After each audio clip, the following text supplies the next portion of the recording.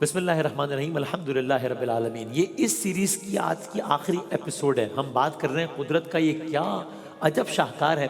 ہم سر اٹھا کر اوپر آسمان پر دیکھتے ہیں، ہمیں ایک پرندہ نظر آ رہا ہوتا ہے اور ہم کہتے ہیں کیا بات ہے، اچھا منظر ہے، لیکن اس کے پیچھے کتنی سائنس ہے، اس کے پیچھے کتنی میتھس ہے، اس کے پیچھے کتنی فزکس ہے، اس کے پیچھے کتنا منصوبہ ہے، اس کے پیچھے کتنا نظام ہے، وہ ہم نے پچھلے کچھ دنوں میں دیکھا ہے تو جانا ہے۔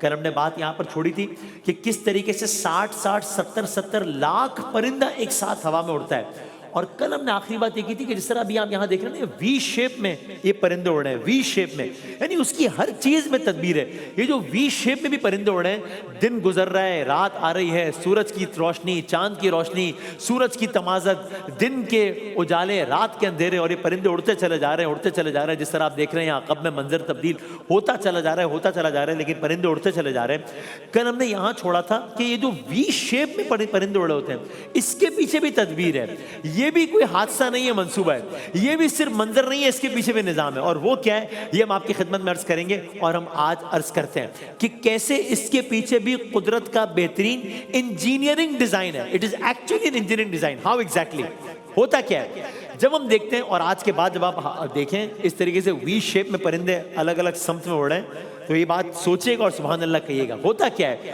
ہوتا یہ ہے کہ جب یہ پرندے اس انداز سے اڑے ہوتے ہیں، اللہ تعالیٰ نے ایسا سسٹم بنایا ہے، ہر پرندے کے پروں سے ہوا کی ایک لہر بنتی ہے، ہر پرندے کے پر سے ہوا کی ایک لہر بنتی ہے، اور اس کے پیچھے آنے والا پرندہ اسی لہر کو استعمال کرتا ہے، جس سے اس کی ایفرٹ کم لگتی ہے پیچھے والے کی، کیونکہ وہ اس لہر کو استعمال کر رہا ہے۔ جیسے کوئی موٹر سائیکل والا تیز ہوا میں کسی ٹرک کے پیچھے ہو جائے، تیز ہوا چل رہی ہے، ایک موٹر سائیکل والا پیچھے ایک ٹرک ہے، یعنی وہ ٹرک آگے اور موٹر سائیکل والا پیچھے، تو ظاہر ہے موٹر سائیکل والے کو ہوا کے اگینسٹ کم مزاحمت کرنی ہوگی، چونکہ ٹرک ہے آگے، وہ زیادہ فیس کر رہا ہے ہوا کو۔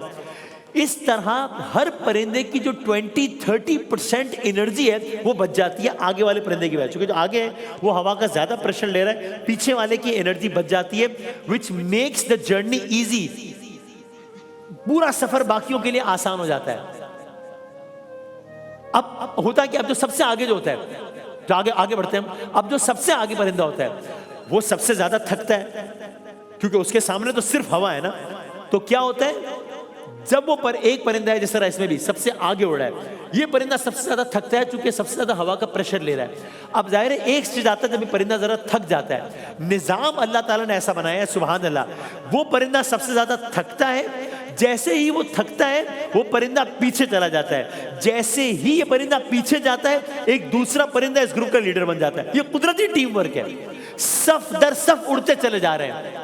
اب انسان اس صف کو دیکھتا جائے اور سبحان اللہ کہتا جائے، اور اس آیت کو سنے اور باوا سے بلند سبحان اللہ کہتا چلا جائے۔ یہ سورہ ملک ہے، آیت نمبر 19 ہے، جس کا ترجمہ میں آپ کی خدمت میں عرض کرتا ہوں۔ بسم اللہ الرحمن الرحیم۔ کیا یہ اپنے اوپر ان پرندوں کو نہیں دیکھتے جو صفیں باندھے ہوئے اڑتے چلے جا رہے ہیں؟ کیا یہ اپنے اوپر پر کھولے ہوئے اور کبھی کبھی پر سمیٹے ہوئے اڑنے والے پرندوں کو دیکھتے نہیں ہیں؟ اللہ رحمان ہی تھامے ہوئے ہیں، بے شک ہر چیز اس کی نگاہ میں ہے۔ گویا یہ جو وی فارمیشن ہے، یہ بھی اللہ کی بنائی ہوئی ایک صف ہے۔ ایک اور معصومانہ سوال، یہ ان پرندوں کو، چونکہ آپ دیکھ رہے ہیں یہاں پہ دن کا منظر آ رہا ہے، پھر رات کا منظر آ رہا ہے، پھر دن کا منظر آ رہا ہے، پھر رات کا منظر آ رہا ہے، یہ اتنے دور دور کے راستے ان کو کیسے یاد رہتے ہیں؟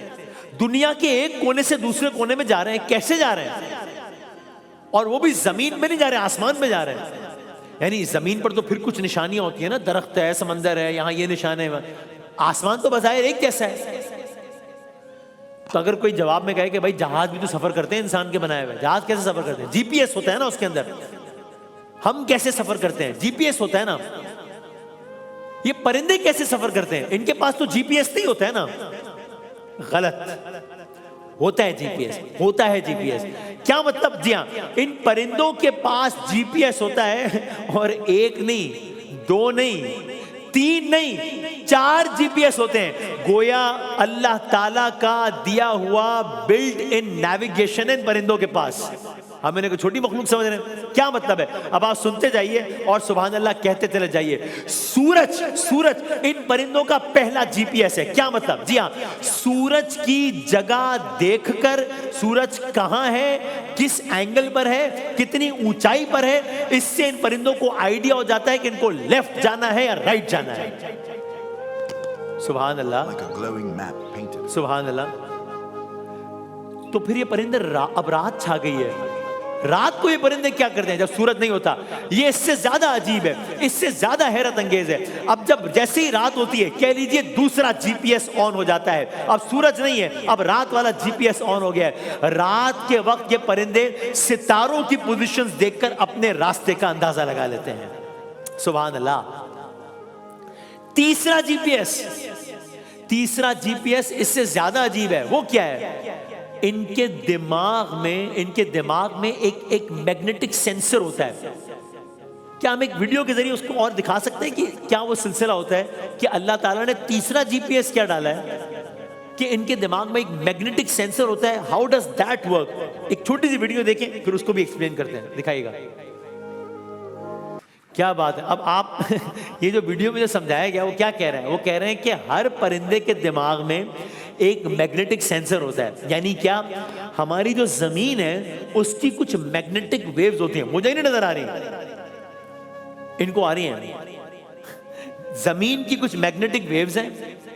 ان پرندوں کی آنکھوں میں اللہ تعالیٰ نے ایک پروٹین, اس کا ایگزیکٹ ٹرم بھی یوز کیا, اللہ تعالیٰ نے ایسا حیرت انگیز سسٹم بنایا ہے کہ جب بھی پرندہ آسمان کی روشنی کو دیکھتا ہے تو اسی لمحے زمین کی ان ویوز کا اثر یوں ہوتا ہے کہ وہ ویوز گویا پرندے کی نظر میں ایک نقشہ یا پوری روشنی کی ایک لائن کی صورت اختیار کر لیتا ہے. جس طرح بھی آپ نے اس ویڈیو میں بھی سنا کہ انہوں نے کہا کہ وہ میگنیٹک ویوز دیکھ رہے ہوتے ہیں, اور پھر اس نے ویڈیو میں کہا کہ لائک لٹرلی سیئنگ اٹ, جیسے میں بھی آپ کو دیکھ رہا ہوں کہ کیمرے کو دیکھ رہا ہوں, آپ مجھے دیکھ رہے ہیں. وہ باقاعدہ میگنیٹک ویو آسمان کی طرف دیکھتا ہے, زمین کا ایک پیٹرن بن جاتا ہے, وہ ویوز اس کو نظر آ رہی ہوتی ہیں, وہ ایک نقشے یا روشنی کی لائن کی صورت اختیار کر لیتے ہیں, اور یوں یہ پرندہ, مجھے اور آپ کو پرندہ نظر آ رہا ہے, لیکن یہ پرندہ کوئی عام منظر نہیں دیکھ رہا ہوتا. یہ پرندہ دراصل ایک ایسا نقشہ دیکھ رہا ہوتا ہے جو اسے راستہ بتاتا ہے, شمال کہاں ہے, جنوب کہاں ہے, منزل کا راستہ کہاں ہے. یہ نقشہ نہ میرے سامنے آتا ہے, یہ نقشہ نہ آپ کو نظر آتا ہے, یہ نقشہ نہ کسی مشین پر نظر آتا ہے, یہ صرف اس مخلوق کو دیا گیا ہے جسے اللہ تعالیٰ نے اس راستے پر چلنا سکھا دیا ہے.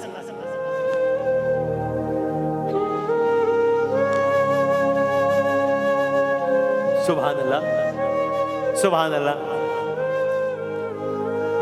اب میں سوال بنتا ہے نا, کون ہے جس نے اس کو اس راستے پر چلنا سکھایا ہے؟ وہی خدا ہے اس کے یہ اہتمام سارے. کوئی تو ہے جو چلا رہا ہے زمان مکان کے نظام سارے, وہی خدا ہے, وہی خدا ہے اس کے یہ اہتمام سارے. کون ہے جو ان پرندوں کے لیے راستہ بنا رہا ہے؟ وہی خدا ہے. سنیے قرآن کریم کی ایک اور آیت, سورہ انعام ہے, آیت نمبر ہے 97, اور اس کا ترجمہ سنیے اور لطف لیجئے. سورہ انعام آیت نمبر 97 کا خلاصہ یہ ہے, وہ ایسا ہے جس نے تمہارے لیے ستاروں کو پیدا کیا تاکہ تم ان ستاروں کے ذریعے اندھیروں میں, خشکی میں اور دریا میں راستہ معلوم کر سکو.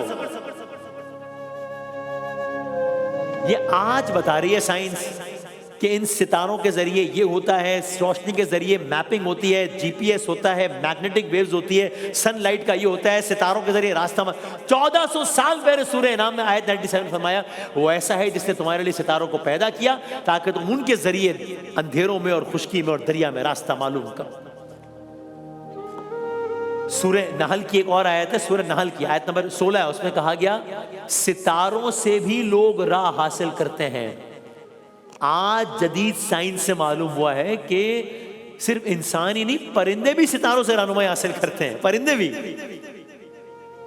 ایک اور عجیب و غریب نکتہ سنیں, پرندوں کی یادداشت بہت مضبوط ہوتی ہے. یعنی کہ وہ پہاڑ جو بظاہر ایک جیسے لگ رہے ہوتے ہیں, وہ دریا, سمندر, جنگلات, عجیب بات ہے, سب کو اوپر سے نقشے کی طرح یاد کر لیتے ہیں اور سالوں بعد بھی اسی جگہ پر پہنچ جاتے ہیں. اور سنیے, کچھ پرندوں میں تو ایک خاص قسم کی ایک نیویگیشن ہوتی ہے.